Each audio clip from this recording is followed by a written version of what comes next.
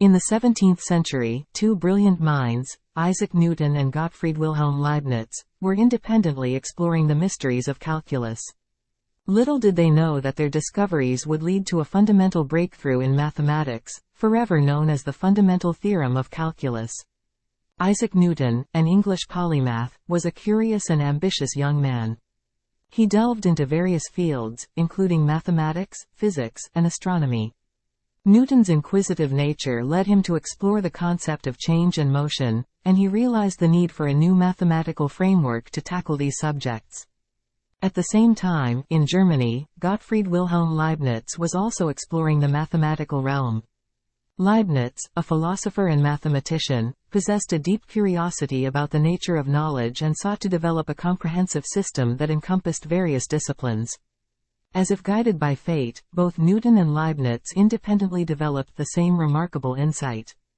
They discovered that differentiation and integration, which had long been treated as separate mathematical operations, were actually intimately connected. Newton formulated his findings in the language of fluxions, while Leibniz expressed his ideas using infinitesimal calculus. Their groundbreaking realization formed the basis of the first part of the fundamental theorem of calculus. It stated that if a function is continuous on a closed interval and its derivative is known, then the definite integral of the derivative over that interval yields the original function itself. This profound connection between differentiation and integration opened up new vistas in mathematics, enabling scientists to solve a wide range of problems involving change and motion. Years later, in the 19th century, two more brilliant mathematicians took the torch and expanded upon Newton and Leibniz's work.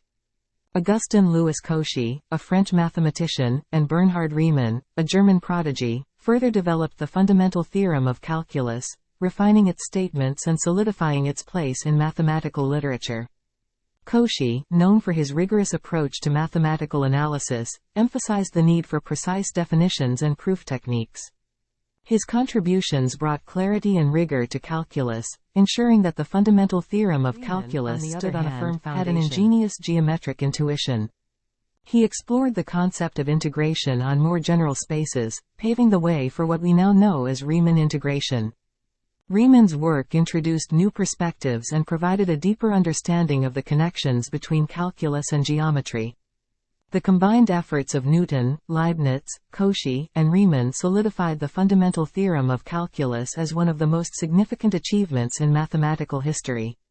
Their individual stories intertwined, each adding a vital chapter to this mathematical saga. And so, from the curiosity and brilliance of these mathematicians, the tale of the fundamental theorem of calculus continues to inspire and shape the study of mathematics, offering a profound insight into the fundamental nature of change and the elegant connections within the intricate web of mathematical knowledge.